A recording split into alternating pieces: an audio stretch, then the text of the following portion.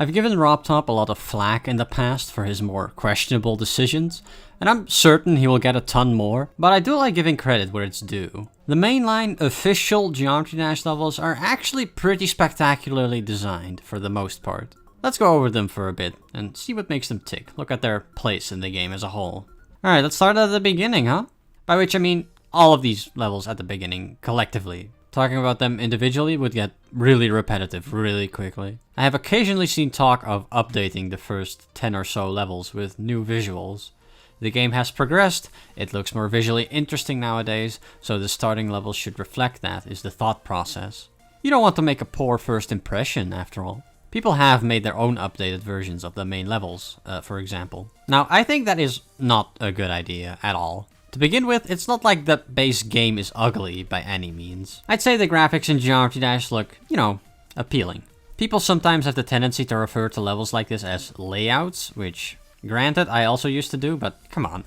Let's not kid ourselves. Get that stick out of your ass. Time Machine is most assuredly a full-on level. It even has an interesting pattern in its blocks here. It's kind of charming in a way. I would argue the game benefits from these levels having a simplistic look to them.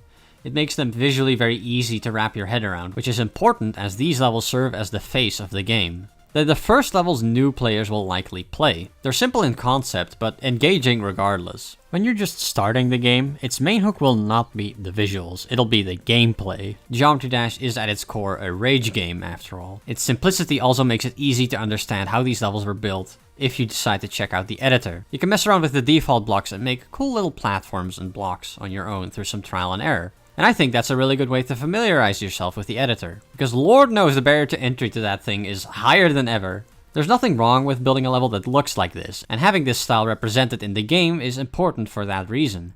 People have done interesting things with it after all. I also have to praise these beginning levels for the gameplay, which, if you've played online levels from this era of Geometry Dash, should speak for itself. It seems it's not all that easy to make gameplay that's satisfying and fun to play. In addition to that, again, these levels serve a unique purpose in the game, which is to teach the player how the game works, and it does a great job at that too. Like, the staircases in Stereo Madness encourage you to hold down continuously to jump, which also teaches you how to fly. It might seem trivial, or just a quality of life feature, but I think holding down to jump adds more depth to the game than you might think at first glance. For example, in Dry Out, the music syncs in time with when you're supposed to hold, which makes for intuitive, satisfying gameplay. You could learn all of the jumps individually, or you could just groove to the song. When it comes to flying, Jumper is the first level that introduces upside down flying, and it does it by giving you this huge area to fly around in. No obstacles here. Now, this is important. I remember when I played this way back when, I still died here.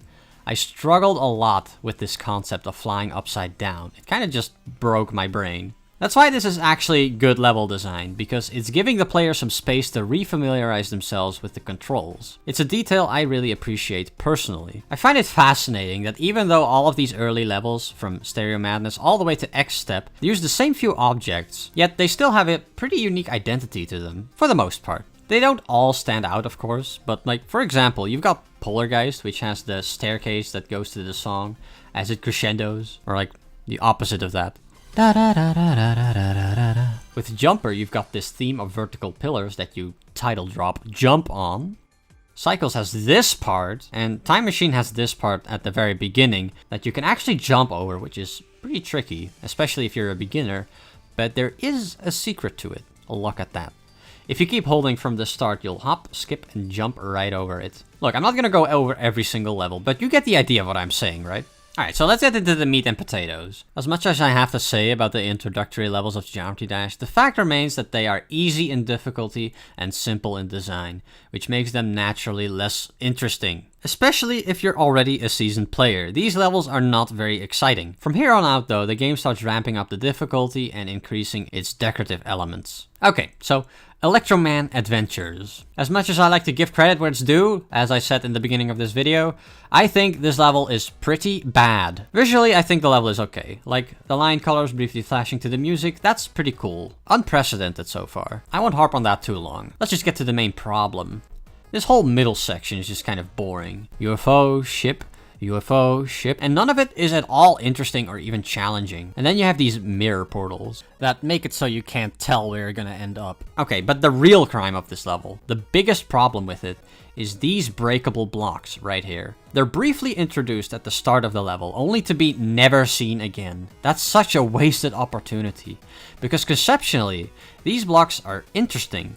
There's untapped potential here, I feel. I think if Electroman Adventures did a better job of representing them, more people would be inclined to use them. The only level I can really think of the top of my head that does use them is X by Triaxis. It's not super extensive, but there are some interesting implementations here. It's neat. Creative. I like this. Electroman Adventures could have used more of this. But you know, every yin has a yang. Whereas Electroman Adventures is droll, uninspired, and boring, Electrodynamix is the best level in the game. I've already talked about this level before, but I think what makes this level good bears repeating. There are a couple of things this level does that no other RobTop levels do. For one, this level heavily leans on the use of player colors in its decoration. Some objects in the game take on the color of your player character by default, but this level takes it a step further. Entire sections rely heavily on the use of player colors. I don't know, I just think this is a cool, underexplored aspect of the game. Every copy of Electrodynamix is personalized. When it comes to the gameplay of this level, it's pretty solid as well.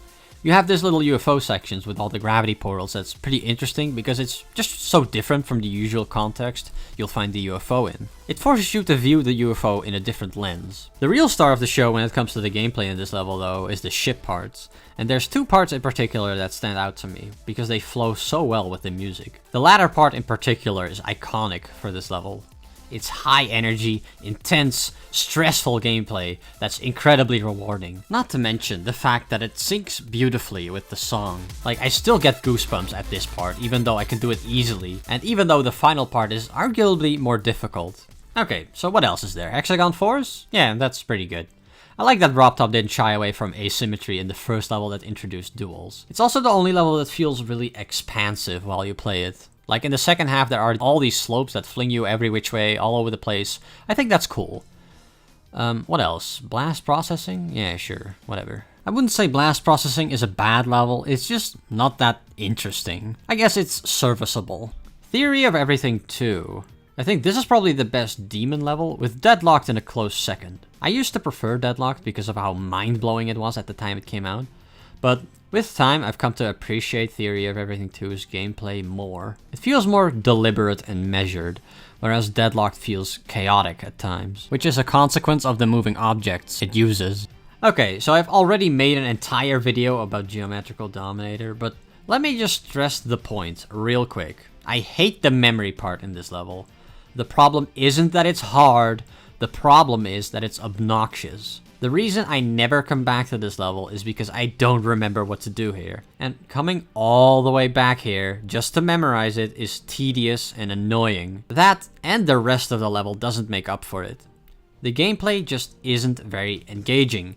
It's basic and uninteresting. One thing I haven't brought up yet about Geometrical Dominator is its aesthetic. Personally, I don't really care for the look of this level either. It introduces a lot of design elements that make it look like a Mario level, and I think that's kind of out of place for Geometry Dash. Finger Dash continues this trend as well, and it kind of annoys me. At least Deadlocked has a unique visual identity in some parts. The visual style of Geometry Dash before 2.0 worked really well on its own. It was unique and versatile. Supplementing that with Mario Bros style grass blocks cheapens that, I think. And you know, levels that look like this are a rarity nowadays, exactly because they're not interesting. Like, we've all seen Mario. We know what Mario looks like. We're playing Geometry Dash, not Mario Maker though. That's not to say that I think 2.0 was a bad update for the visual aspect of this game, not remotely. I just don't think these blocks contributed to that. Okay, pause the video. So I know I said at the beginning of this video that I like to give credit where it's due, and that I've been kind of negative towards Geometrical Dominator, and you know, I don't think that's completely fair. I don't think Geometrical Dominator has no redeeming qualities. So let me do what I promised and give credit where it's due. I like the part where your ship kind of goes under the water here. I think that's really cool. I also like the UFO part with the rainbows that flash white to the beat of the music. That's also a cool effect. Other than that, there's not really a whole lot of this level that I do like. Definitely the worst RobTop level in my opinion. Ultimately, I think this lineup of levels is pretty good. There are only a few stinkers here, but most of them are at least average, if not brilliantly designed levels. They serve as a good introduction to the game, both for players who are just figuring out to play the game, as well as aspiring creators. I am a little worried about the 2.2 level that will accompany the update, because it has the potential to be really bad, judging by all the new features we've seen so far. Still, I think RobTop probably has the foresight to create a level that implements all the new features in a tasteful way. We should be more concerned with what the community is going to do with these features. I do have to say though, I am more excited about 2.2 now than I was when it was first announced. Because there is a lot of creative potential here. Unlocking that potential is going to be our greatest hurdle. Hi. So I just got done editing this video and I had a bit of an epiphany. Let's cap off this video with a nice, quick little tier list. I won't go into too much detail for every single level. Let's just quickly go through them. Stereo Madness. I don't know. I think C tier is probably about right. Back on Track, everybody's favorite level. I guess I'll put it at like D because it's actually less interesting than Stereo Madness. It doesn't even have a triple spike, dude. Polargeist. Whatever. E. Sure. C, I mean. Fuck, dude. Dryout. Now, Dryout. I think Dryout is B tier, actually. Because of the music sync in this level. Then Bass After Bass. I feel like Bass After Bass is like the least memorable of them. So we'll put it in E. Can't Let Go is definitely B tier. Because it's very iconic, right? Even though Bass After Bass did the black part first, Can't Let Go is actually remembered for it. Jumper. Jumper is a solid C for me. Nothing too special, but not too bad either. Time Machine. I feel Time Machine is like one of the most iconic, like original RobTop levels out there. Cycles. Cycles is an level. Belongs in D tier. X-Step also belongs in D tier. There's nothing to say about X-Step. Clutterfunk is an interesting level though. I think B tier is an appropriate place to put Clutterfunk. Then Theory of Everything. I don't like the part in the middle where you're like the UFO and you have to pick which way to choose. But what it ultimately amounts to is that you just like do nothing for 10 seconds. I'm putting it in D tier actually. Then Electroman. This is Electroman Adventures, right? The text is so small. E tier. E for missed potential. Clubstep. Do I like Clubstep? Do I like the gameplay? Not really. I'll put it in D tier. What is next? Electrodynamix, S tier, easy. Hexagon Force. I think Hexagon Force fits in A tier. Blast Processing is a C tier level for me. Middle of the road, not very interesting. I mean, it's fine, I guess. Fine, good level, okay. C tier. Theory of Everything 2 is an A tier level for me. I really like Theory of Everything 2. Then, this is Geometrical Dominator, right? Yeah, F. F tier. F! Fuck off. Then Deadlocked. Yeah, Deadlocked is also A tier. I feel that Deadlocked is pretty good. Finger Dash. I feel like Finger Dash doesn't belong in F tier. I think it's a little bit better than Geometrical Dominator. It's but it's also not really that interesting of a level to me. I think it belongs in E tier as well. So yeah, I think that concludes our tier list. Other than that, I would like to formally announce that I'm back, baby. Yay. I'm sure that lots of people are very excited about this prospect. I'm going to tackle this whole YouTube thing a little bit differently though, when it comes to Geometry Dash. In the past 2 years that I've been absent from the game, I have changed as a person a lot. So expect to see content that is a little less cynical. Because, good lord, was I a cynical asshole in my videos? That doesn't mean I'll be any less critical, but yeah.